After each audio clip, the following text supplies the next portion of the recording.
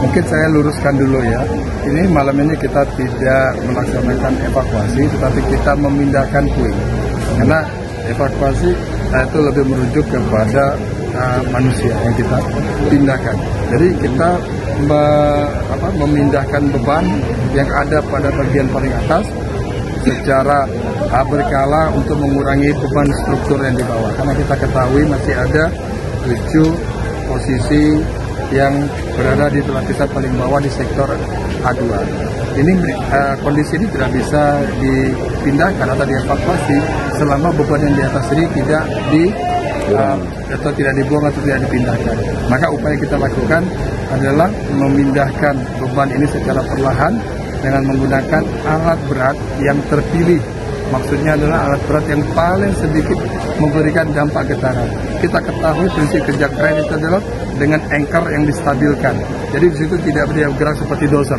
Ya, dia kren standby, posisi dia stabil, baru kemudian kerennya itu yang berjalan, maju, mundur, muter dan sebagainya itu kren.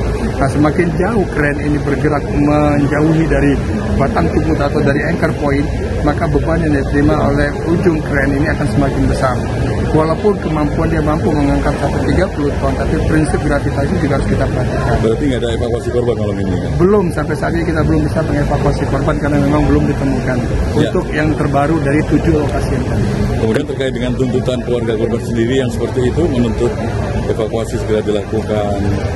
Ya, kita berikan pengertian terkait dengan kondisi dan keadaan bahwa cepat kalau tidak aman itu pun juga akan menjadi persoalan yang baru.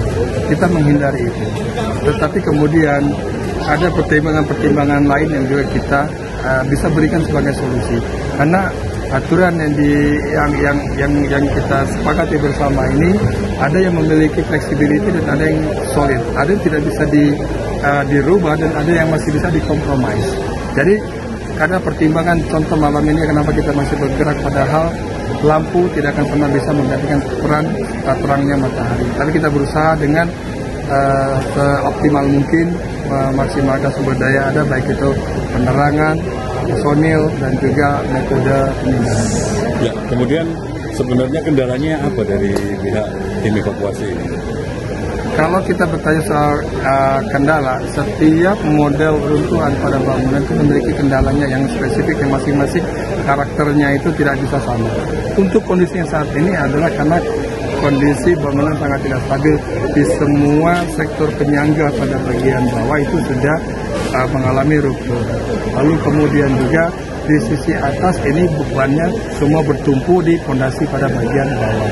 Rentan terhadap gerakan yang dapat membuat kuncian pada pola runtuhan ini bergeser. Kalau dia bergeser, maka pola runtuhan akan berubah dan akan ada model runtuhan terbaru. Contoh seperti kemarin kasus kejadian di hari kedua, di mana pada malam hari terjadi kegempaan di Sumeneb. Dampaknya kita rasakan dan tadinya jaraknya 15 cm antara lantai dengan bordes di atas. Setelah gempa ternyata ada penurunan sampai 5 cm dan itu membuat semakin sempit ruang yang kita hadapi di dalam. Nah, kita mau mengurangi efek itu, tapi kalau kegempaan itu kan di luar dari kemampuan kita. Pencegahan yang kita lakukan untuk kegempaan kan tidak ada. Hanya ada sebuah kewaspadaan dan sebuah SOP bagaimana cara menyelamatkan diri. Download Tribun X sekarang. Menghadirkan lokal menjadi Indonesia.